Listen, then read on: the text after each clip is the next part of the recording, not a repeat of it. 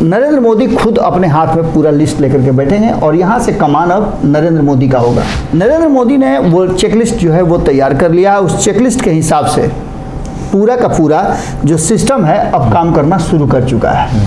नरेंद्र मोदी ने जब अपने हाथ में कमान लिया है तो कई लोगों का पर्ची निकाल दिए हैं। 2024 के लोकसभा चुनाव होने में अभी 10 से 11 महीने बाकी हैं, लेकिन पूरी रणनीतियों को लेकर बवाल खड़ा हो गया है। जहां एक तरफ विपक्षी पार्टियां जो हैं वो तैयारी में लगी हैं, तो बीजेपी भी तैयारी में लग गई, एनडीए भी तैयारी में लग गई है। 2024 के लोकसभा चुनाव के पहले कहा जा रहा है चेकलिस्ट जारी हो गई है। आखिर किस किस की पर्ची निकली है, हम किस चेकलिस्ट की बात कर रहे हैं और किस किस की पर्ची किस सेंस में कर रहे हैं, इस पे बाबा जो है विश्लेषण करेंगे। बाबा, लोकसभा का चुनाव आ गया है, 10 से 11 महीने बाकी हैं, लेकिन ऐसा लग रहा है कि रणभेरी बच चुकी है। और आप जिस चेकलिस्ट का जिक्र कर रहे हैं और ये जो कह रहे हैं कि किस किस की पर्ची निकली है, इसका पूरा कॉन्टेक्स्ट क्या है बाबा? देखिए, पिछले 3 दशक लगभग होने जा रहे हैं और 3 दशक में जो राजनीतिक शैली रही है कई राजनीतिक दलों का, नेताओं का, उन शैली पर हम लोग जब गौर करते हैं तो उसके आधार पर हम बताते हैं कि आगे उसका मूव क्या हो सकता है। कई बार हम सफल होते हैं, कई बार असफल होते हैं। हमारा किसी के साथ कोई व्यक्तिगत रिश्ता नहीं है, हम पत्रकारिता करते हैं और हमारी जो समझ आती है, हमारी जो समझ है उस समझ के हिसाब से हम विश्लेषण करते हैं। 2024 के चुनाव की तैयारी तो शुरू हो गई है। हर नेता, हर पार्टी, हर गठबंधन अपने अपने हिसाब से तैयारी शुरू कर चुका है। तो वहीं एक बात बहुत मजबूती से हम लोग कहते आ रहे हैं कि भारतीय जनता पार्टी हमेशा चुनावी मोड में रहती है, लेकिन लोकसभा चुनाव से पहले या फिर गुजरात में जब विधानसभा चुनाव होते थे तब नरेंद्र मोदी पूरा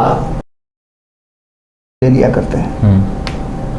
अगर गुजरात में वो मुख्यमंत्री के रूप में रहे तब भी वो मंत्रिमंडल के लिस्ट, उनके विरोधी, कौन क्या कर रहा है, किसका क्या ग्राफ है, किसका अप है, किसका डाउन है, किसको इस बार उम्मीदवार बनाना है, किसकी उम्मीदवारी समाप्त करनी है, उसकी जगह पर कौन सा उपयुक्त आदमी होगा, ये सारा जो है क्रियाकलाप जो है पूरा लिस्ट लेकर के वो अपने बैठ जाते हैं। इस बार भी 1 साल पहले जो हम बता ही रहे थे कि नरेंद्र मोदी खुद अपने हाथ में पूरा लिस्ट लेकर के बैठे हैं और यहाँ से कमान अब नरेंद्र मोदी का होगा। यानी वही कमांड करेंगे, उसी कमांड के हिसाब से लोग काम करेंगे। ये प्रक्रिया लगभग शुरू हो चुकी है। हालांकि बीच में आपने देखा होगा कि चुनाव आ गया कर्नाटका का, नहीं तो ये अब तक हो सब कुछ क्लियर हो गया रहता।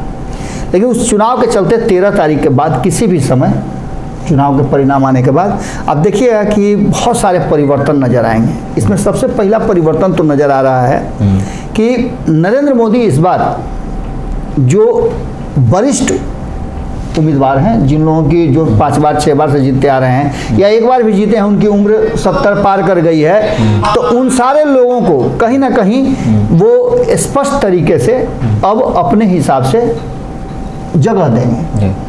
नरेंद्र मोदी ने वो चेकलिस्ट जो है वो तैयार कर लिया है। उस चेकलिस्ट के हिसाब से पूरा का पूरा जो सिस्टम है अब काम करना शुरू कर चुका है। उसमें आपको बताएं कि बिहार सबसे ज़्यादा फोकस्ड है। शुरुआत बिहार से ही होगी, क्योंकि अब जानते हैं कि राजनीतिक रूप से बिहार जो है वो काफ़ी सशक्त प्रदेश है और इसको लेकर के जो चीज़ें सामने आती हैं वो पहले देश पर असर करती हैं। बिहार से होता हुआ जो राजनीतिक चर्चा देश भर में छिड़ता है, जैसे अब नीतीश कुमार का ही चर्चा दे दीजिए। विपक्ष को एकजुट करने निकले तो बहुत तेजी से निकले। इससे पहले भी लोग प्रयास कर रहे थे। पहले तो ममता बनर्जी ने भी किया, लालू प्रसाद भी कर रहे थे, शरद पवार जहाँ तहाँ घूम करके कर रहे थे। लेकिन नीतीश कुमार ने जैसे शुरू किया तो बहुत सारे राजनीतिक दलों को और बहुत राज्यों के मुख्यमंत्रियों को अपने साथ जोड़ा। अब वो भी एक मीटिंग होने वाली है, इसलिए भी नरेंद्र मोदी का फोकस बिहार पर है, क्योंकि नीतीश कुमार उनके सामने खड़ा है। इन सारी बातों को लेकर के अब जो कि 40 सीट हैं बिहार के, उन 40 सीटों पर फोकस्ड होकर के नरेंद्र मोदी ने इसका पूरा लिस्ट मंगा लिया है। अब इन 40 सीटों में उन्हें किससे फरियाना है, किसका टिकट काटना है, उसके जगह पर कौन से उम्मीदवार को देना है, ये पूरा जो डाटा है, चेकलिस्ट है, वो तैयार हो चुका है। अब देखे होंगे ना कि जब क्लास में पढ़ाई होने लगती है फाइनल एग्जाम से पहले, प्रिंसिपल जो है वो 2-3 महीना पहले चेकलिस्ट निकाल लेता है। पहले हम लोग के समय में होता था, अब तो खैर सब कुछ बदल गया, सिस्टम में बदल गया। सरकारी स्कूल में तो खाली खिचड़िए पढ़ाइए होता है।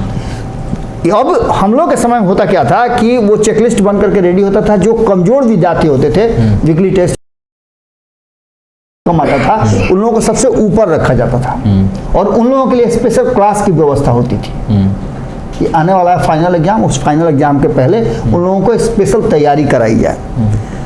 अब इस तरह से ही नरेंद्र मोदी भी लगातार तैयारी शुरू कर चुके हैं और बिहार के 40 सीटों पर बहुत सारे ऐसे लोग, करीब 1 दर्जन से ज़्यादा ऐसे नेता नजर आ रहे हैं जिनका देश भर में टिकट कटना है। बिहार में भी कम से कम 4-5 ऐसे लोग हैं जिनका इस बार संभावना है कि टिकट कटेगा, उनके जगह पर कोई नए उम्मीदवार आएंगे और इन लोगों को और बड़ी जिम्मेवारी दी जाएगी। आपको याद होगा 2014 में जब नरेंद्र मोदी जीत करके आए थे, प्रधानमंत्री बने थे, तो कई लोगों को मार्गदर्शन मंडल में डाल दिया, बड़ी जिम्मेवारी मिली थी, अडवाणी जी को भी बड़ी जिम्मेवारी बिल्कुल थी। कैसे पार्टी चलेगी, कैसे क्या होगा, स्ट्रेटजी क्या होगी, ये सब चीज़ें अब इन लोगों का देखना समझना, आराम से बैठिए और बैठ करके ये सब चीज़ों पर गौर कीजिए।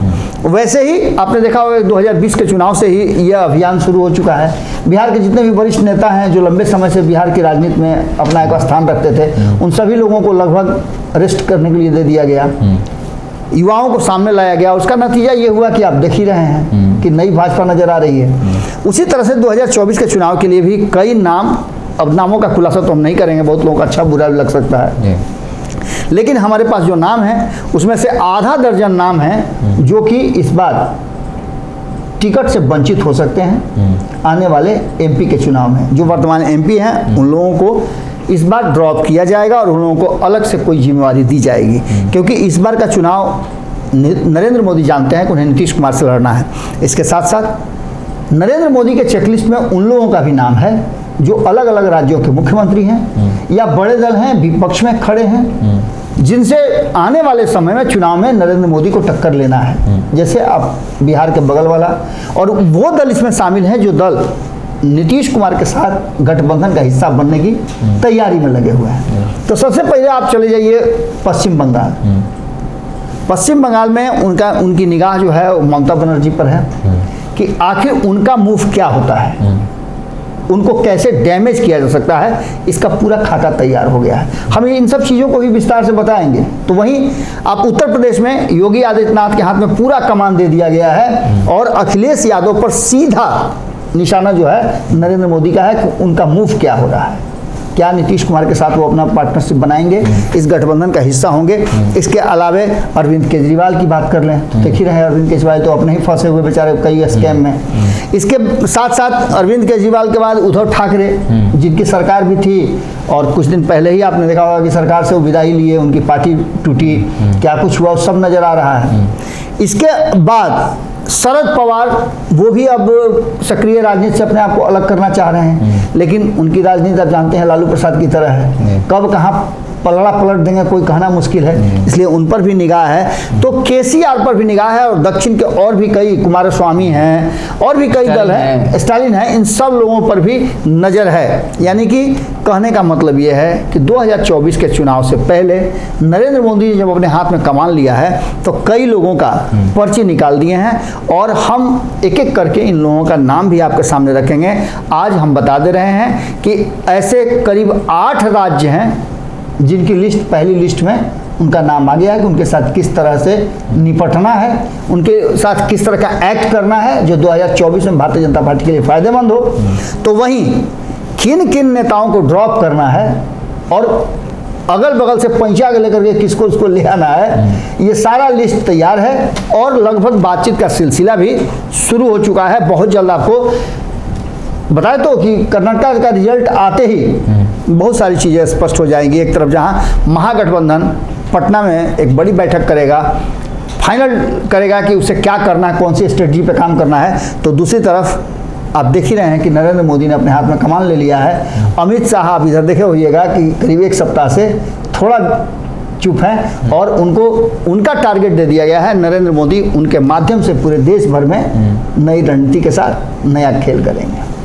तो चलिए, कहा जाता है कि मोदी शाह ने बाकायदा एक लिस्ट तैयार कर ली है कि किन अपने लोगों को जो जिनका प्रभाव अब नहीं रहा उनको कैसे जो है साइडलाइन किया जाए, मार्गदर्शक मंडली में डाला जाए। साथ ही साथ उन नेताओं की भी लिस्ट है जिनके साथ नीतीश कुमार जो है साथ आना चाहते हैं। तो पूरी रणनीति जो है वो मोदी और शाह की तैयार है।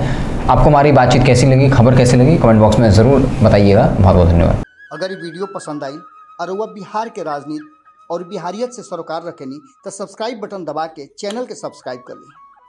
ओजे एगो घंटी बा, ओकरा बटन दबा देला से कुल सटीक और मारक खबर रुआ मुफ्त में मिल जाई। अगर रुआ पत्रकारिता के हमनी के नया प्रयोग में सहयोग कर चाहतानी तो ज्वाइन बटन दबा दी। पेटीएम नंबर नोट कर ली 9386816700। धन्यवाद।